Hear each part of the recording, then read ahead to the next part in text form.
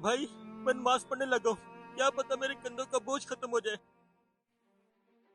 और अगर नमाज पढ़ने के बाद भी मेरे कंधों का बोझ खत्म ना हुआ तो मैं कुछ कर लूंगा। भाई आप नमाज पढ़ें, आपके कंधों का बोझ खत्म हो जाएगा, पर प्लीज आप कोई गलत कदम ना उठा लेना।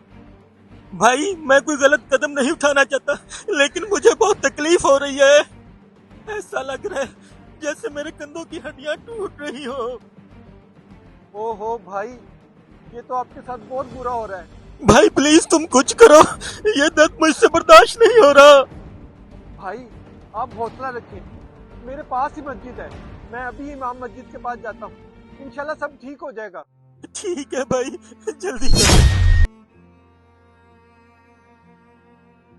या अल्लाह, मेरी तौबा, मैं अभी इमाम मस्जिद के पास जाता हूँ।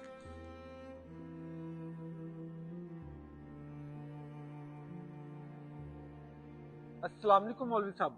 वालेकुम अस्सलाम। खैरियत से आना हुआ भाई? मौलवी साहब, मेरे भाई के कंधों पर बोझ रहता है, इसकी वजह से उसको बहुत दर्द महसूस होता है। वो बहुत रो रहे थे और कह रहे थे मुझसे ये दर्द बर्दाश्त नहीं हो रहा। मौलवी साहब, इसका कोई हल बताएं आप। इसमें परेशान होने वाली कोई बात नहीं है।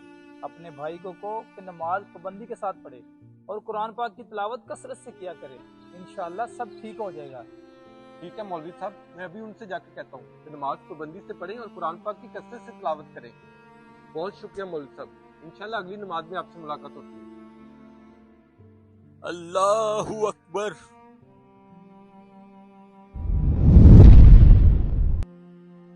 या अल्लाह, हम सब मुसलमानों को 5 वक्त की नमाज पढ़ने की तौफीक अता फरमा और कुरान पाक की तिलावत करने वाला बना।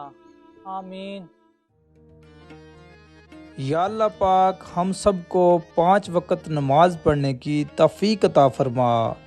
अगर आपको हमारा ये मैसेज अच्छा लगे तो सदका जारिया समझकर शेयर ज़रूर कीजिएगा।